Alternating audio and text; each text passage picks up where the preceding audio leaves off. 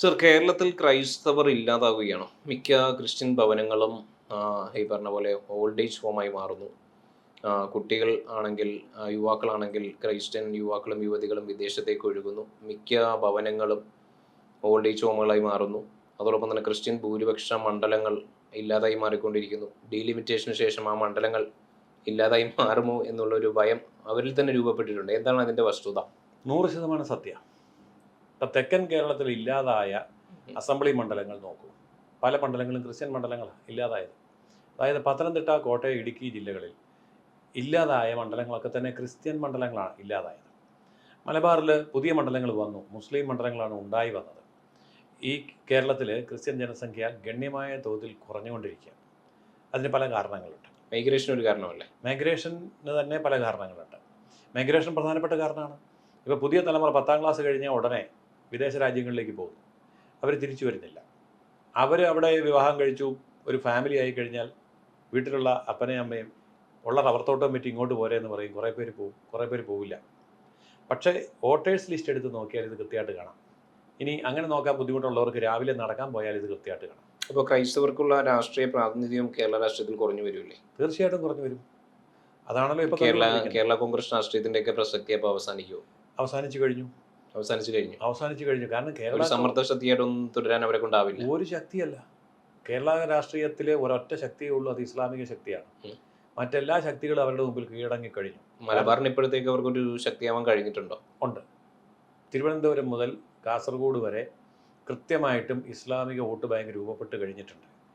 അതുകൊണ്ട് ഈ വരുന്ന തെരഞ്ഞെടുപ്പിൽ നമുക്കിത് കൃത്യമായിട്ട് മനസ്സിലാവും. 140 മണ്ഡലങ്ങളിൽ ഏതാണ്ട് 30 മണ്ഡലങ്ങളോ അതിൽ കൂടുതലോ മുസ്ലിം സ്ഥാനാർത്ഥികൾ ഇത്തവണ ജയിക്കും. അത് ലീഗിൽ ജയിക്കണം നിർബന്ധമൊന്നുമില്ല. കാരണം ഇവർ എല്ലായിടത്തും പ്ലാൻ ചെയ്തിട്ടുണ്ട് ഈ മുസ്ലിം കാൻഡിഡേറ്റ്. തൃശ്ശൂരിന് അപ്പുറത്തേക്ക് മുസ്ലിം കാൻഡിഡേറ്റ്സ് പൊതുവെ വളരെ കുറവല്ലേ? ഇപ്പോൾ ഗുരുവായൂരോ കളമശ്ശേരിയോ കൊച്ചിയോ അങ്ങനെ വളരെ ചുരുക്കം സ്ഥലങ്ങളിൽ മാത്രമല്ലേ ഉള്ളൂ. പത്തനംതിട്ടയിലോ ഇടുക്കിയിലോ കോട്ടയത്തോ ഒന്നും തന്നെ ക്രിസ്ത്യൻ കാൻഡിഡേറ്റുകൾ നമുക്ക് കാണാൻ കഴിയില്ലല്ലോ. മുസ്ലിം കാൻഡിഡേറ്റുകൾ. പക്ഷേ ഇത്തവണ കാണും. ഇത്തവണ തൃശ്ശൂർ മുതൽ തിരുവനന്തപുരം വരെയുള്ള ജില്ലകളിൽ മുമ്പില്ലാത്ത വിധം മുസ്ലിം സ്ഥാനാർത്ഥികൾ ജയിക്കും. ഏത് മുന്നണിയിൽ നിന്നാണെങ്കിലും ജയിക്കും. കാരണം തെക്കൻ കേരളത്തിലേക്കും ഇപ്പോൾ പൊളിറ്റിക്കൽ ഇസ്ലാം പിടിമുറുക്കി കഴിഞ്ഞു. ഏതൊക്കെ മണ്ഡലങ്ങളാണ് സാർ ഉദ്ദേശിക്കുന്നത്? ഇന്ന മണ്ഡലം എന്നില്ല. ഇതിനകത്ത് നമ്മൾ പൊളിറ്റിക്കൽ ഇസ്ലാം എന്ന് പറയുമ്പോൾ അവർക്ക് പേഴ്സൻറ്റേജ് വേണ്ട. പൊളിറ്റിക്കൽ ഇസ്ലാമിൻ്റെ വോട്ട് ചിലപ്പം 10%, 5% ആയിരിക്കാം. പക്ഷേ അവർ ഒറ്റ പോയിന്റിൽ വോട്ട് ചെയ്യും, കൃത്യമായിട്ട് വോട്ട് ചെയ്യും. ഇതിൻ്റെ ഒരു ഉദാഹരണം ഞാൻ പറയാം. ഇപ്പോൾ മുസ്ലിം MLA-മാരുടെ മീറ്റിംഗ് പാണക്കാട്ട് തങ്ങൾ വിളിച്ചു കൂട്ടുമ്പോൾ അതിനകത്ത് CPI ആണോ CPM ആണോ കോൺഗ്രസ് ആണോ ലീഗാണോ എന്ന വ്യത്യാസമൊന്നുമില്ല. എല്ലാ പാർട്ടിയിലുമുള്ള മുസ്ലിം MLA-മാരെ വിളിച്ചു കൂട്ടുമ്പോൾ ഇവരെല്ലാം ചെല്ലാറുണ്ടല്ലോ. മതേതരത്വം അവിടെ പാലിക്കുന്നുമുണ്ട്. അപ്പോൾ കൃത്യമായ കൺട്രോളുണ്ട്. ആ കൺട്രോൾ ഉത്തര കേരളം എന്നുള്ളത് വിട്ട് ദക്ഷിണ കേരളത്തിലേക്ക് വ്യാപിച്ചുകൊണ്ടിരിക്കും. എങ്കിലും അവരുടെ കഴിവ് കൊണ്ടല്ലേ? ശരിക്കും തീർച്ചയായിട്ടും കഴിവ് തന്നെയാണ്. ആ കഴിവിൻ്റെ പേരാണ് ഇസ്ലാമിക പൊളിറ്റിക്കൽ ഇസ്ലാം എന്ന് പറയുന്ന ആ കഴിവാണ്. അതായത് അത് തകർക്കുന്നത് ഈ പറയുന്ന പോലെ ക്രിസ്ത്യൻ സ്വാധീനത്തെയാണോ അത് തകർക്കുന്നത് ആദ്യം? അത് തകർക്കാനൊന്നും പറ്റിയല്ല. ആരും തകർക്കാനായിട്ട് ശ്രമിക്കുകയും വേണ്ട. കാരണം ഭൂരിപക്ഷ വോട്ട് അനുസരിച്ച് MLA തിരഞ്ഞെടുക്കുന്നത് കാലത്തോളം അതിനെ തകർക്കാൻ പറ്റില്ല. ഭൂരിപക്ഷം ഉണ്ട്, അപ്പോൾ പിന്നെ ജയിക്കും. ഇതാണ് അവസ്ഥ. അപ്പോൾ കേരളം സമ്പൂർണ്ണമായിട്ട് ആ ഒരു പാതയിലേക്കാണോ നീങ്ങിക്കൊണ്ടിരിക്കുന്നത്? സമ്പൂർണ്ണമായിട്ടും ആ പാതയിലേക്ക് കൊടുക്കുക എന്ന ദൗത്യം LDF UDF ഏറ്റെടുത്തിട്ടുണ്ട്. അപ്പോൾ അവർ രണ്ടുപേരും ആ ദൗത്യം ഏറ്റെടുത്തിരിക്കുന്നത് കൊണ്ട് തീർച്ചയായിട്ടും ഇത് ആ രീതിയിലേക്ക് കൊണ്ടുപോകാൻ LDF UDF കിടഞ്ഞ് പരിശ്രമിക്കും. LDF-ൽ നിന്നും UDF-ൽ നിന്നും കേരളത്തെ മോചിപ്പിച്ചാൽ മാത്രമേ ഇതിന് തടയിടാൻ പറ്റൂ. കാരണം ഒരു 20% അതിന് മുകളിലോ മുസ്ലിമുള്ള എല്ലാ മണ്ഡലങ്ങളും മുസ്ലിം കാൻഡിഡേറ്റ്സിനെ നിർത്താം എന്നുള്ള ഒരു കീഴ്വഴക്കം LDF UDF ഉണ്ടാക്കി. മലപ്പുറം ജില്ല കൊടുത്ത കാലം മുതൽ ഇതുണ്ടായതാണ്. ഇപ്പം മലപ്പുറം ജില്ല വിഭജിച്ച് 2 ജില്ല വരാൻ പോവുകയാണ്. മൂവാറ്റുപുഴ കേന്ദ്രമായി എറണാകുളത്തിന് ചുറ്റും ഒരു മുസ്ലിം ജില്ല വരാൻ പോവുകയാണ്. ഇങ്ങനെ കേരളം മുഴുവൻ തന്നെ മുസ്ലിം ജില്ലകളും മുസ്ലിം പ്രദേശങ്ങളും ഉണ്ടാക്കിക്കൊണ്ടിരിക്കുകയാണ്. ഇതിന് LDF UDF പിന്തുണ കൊടുക്കുകയാണ്. ഇതാണ് അവസ്ഥ. ഇതിനെല്ലാം മറികടന്നുകൊണ്ട് ബി ജെ പിക്ക് ഹൈന്ദവർ വോട്ട് ചെയ്യുമെന്ന് തോന്നുന്നുണ്ടോ? വലിയൊരു ഏകീകരണം ഉണ്ടാവുമെന്ന് കരുതുന്നുണ്ടോ? മറികടക്കുകയൊന്നും വേണ്ട, ഗതികേട് കൊണ്ട് വോട്ട് ചെയ്യേണ്ടി വരും. കാരണം ലാൻഡ് ജിഹാദ്, ലവ് ജിഹാദ് എന്ന് തുടങ്ങി എല്ലാ മേഖലകളിലും ഇപ്പോൾ നടന്നുകൊണ്ടിരിക്കുന്ന ജിഹാദ്, ആ ജിഹാദ് എടുത്ത് നോക്കുമ്പോൾ കാര്യം മനസ്സിലാവും. ബിസിനസ്, കൃഷി, ഇൻഡസ്ട്രി, വിദ്യാഭ്യാസം, ആരോഗ്യം എന്ന് വേണ്ട സകല ബിസിനസ് മേഖലകളിലും ഇസ്ലാമിക സർവാധിപത്യം വന്നു കഴിഞ്ഞു. അപ്പോൾ ജീവിക്കണമെങ്കിൽ ഇനി ഒന്നിച്ചേ പറ്റൂ എന്നുള്ളതാണ്. ഇപ്പൊ അവർ പറയുന്നതും ഒരു മുസ്ലിം പ്രണയിച്ചിട്ടുണ്ടെന്നുണ്ടെങ്കിൽ ലവ് ജിഹാദ് ആകും. അതെ, അതോടൊപ്പം തന്നെ ഒരു മുസ്ലിം മയക്കുമരുന്ന് ഉപയോഗിച്ചിട്ടുണ്ടെന്നുണ്ടെങ്കിൽ അത് നാർക്കോട്ടിക് ജിഹാദ് ആകും. തീർച്ചയായും അവൻ സ്ഥലം മേടിച്ചിട്ടുണ്ടെന്നുണ്ടെങ്കിൽ അത് ലാൻഡ് ജിഹാദ് ആകും. തീർച്ചയായും. അപ്പോൾ ഇങ്ങനെ സകല മേഖലകളിലും ജിഹാദ് കുത്തിക്കയറ്റുന്നത് ആ. ഒരു കമ്മ്യൂണിറ്റിയോടുള്ള വെറുപ്പല്ലേ സൂചിപ്പിക്കുന്നത് എന്നുള്ളതാണ് പലരും അഭിപ്രായപ്പെടുന്നത്. അത് ഇവർ ചെയ്യുന്ന ഓരോ പ്രവൃത്തിയെയും നമ്മൾ കണ്ണു തുറന്ന് നോക്കിയാൽ കാണാൻ പറ്റും. ഇപ്പോൾ ലാൻഡ് മേടിക്കുന്നു, മുസ്ലിം ലാൻഡ് മേടിക്കും. മുസ്ലിം ലാൻഡ് മേടിക്കുന്നതിൻ്റെ പൈസ എവിടെ നിന്ന് വന്നു എന്ന് ചോദിച്ചാൽ വർഗീയത എന്ന് പറയും. പക്ഷേ പൈസയുടെ ഉറവിടം കാണിക്കട്ടെ.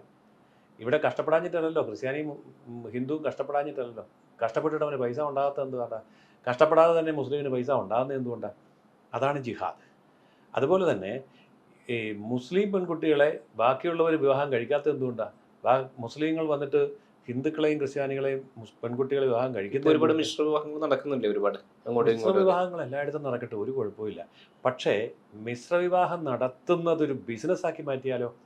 ഒരു ഹിന്ദു അല്ലെ ക്രിസ്ത്യൻ പെൺകുട്ടിയെ വിവാഹം കഴിക്കുന്നു, ആ പെൺകുട്ടിയെ മൊഴി ചൊല്ലുന്നു, അടുത്തതിനെ കെട്ടാൻ പോകുന്നു, ഓരോ കല്യാണം കഴിക്കുമ്പോഴും അവന് ഫണ്ട് വന്നുകൊണ്ടിരിക്കുന്നു. ഇതാണല്ലോ ജിഹാദ്. നേരെ മറിച്ച് ആർക്കെങ്കിലും ഇഷ്ടപ്പെട്ടു കല്യാണം കഴിച്ചു, അവരുടെ മതസ്വാതന്ത്ര്യം നിലനിർത്തിക്കൊണ്ട് ജീവിക്കാൻ അനുവദിക്കാത്തത് എന്തുകൊണ്ടാണ്? കല്യാണം കഴിച്ചിട്ട് ഉപേക്ഷിച്ചിട്ട് അടുത്തതിനെ കെട്ടാൻ പോകുന്നത് എന്തുകൊണ്ടാണ്? അതാണ് ജിഹാദ്. അപ്പോൾ അടിസ്ഥാനപരമായിട്ട് കേരളത്തിലെ ക്രൈസ്തവർ ഒരു വംശഹത്യ ഭീഷണിയിലാണോ? അതോ? തീർച്ചയായിട്ടും കേരളത്തിലെ ക്രൈസ്തവർ വംശഹത്യാ ഭീഷണിയിൽ തന്നെയാണ്.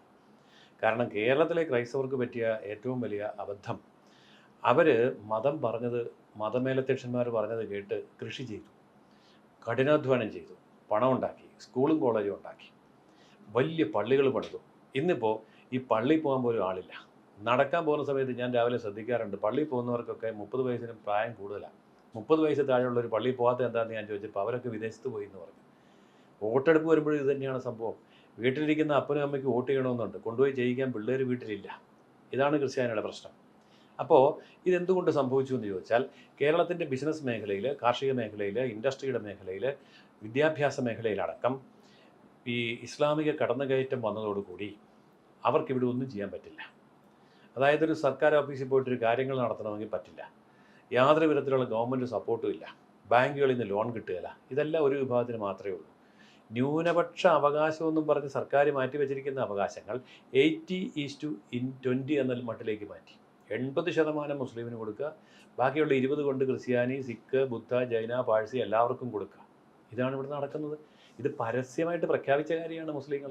ഇതിനെങ്ങനെയാണ് പ്രതിരോധിക്കാൻ കഴിയുന്നത്? ഒറ്റ മാർക്കേ ഉള്ളൂ, BJP അധികാരത്തിൽ വരിക. വേറെ ആർക്കും പ്രതിരോധിക്കാൻ പറ്റില്ല. കാരണം കമ്മ്യൂണിസ്റ്റുകാരനും കോൺഗ്രസ്സുകാരനും ജിഹാദിയുടെ അടിമകളാണ്. അപ്പോൾ കേരളത്തിൽ ഒരു സകല സമുദായങ്ങളും ഒരുമിച്ച് പോയിക്കൊണ്ട് ഒരു മതേതരത്വം പുലരട്ടെ, ഒരു സമൂഹത്തിനും ആധിപത്യം ഉണ്ടാകാതിരിക്കട്ടെ, എല്ലാവരും സമാധാനത്തോടു കൂടി കഴിയുന്ന ഒരു കേരളം ഉണ്ടാകട്ടെ, അല്ലേ? തീർച്ചയായും.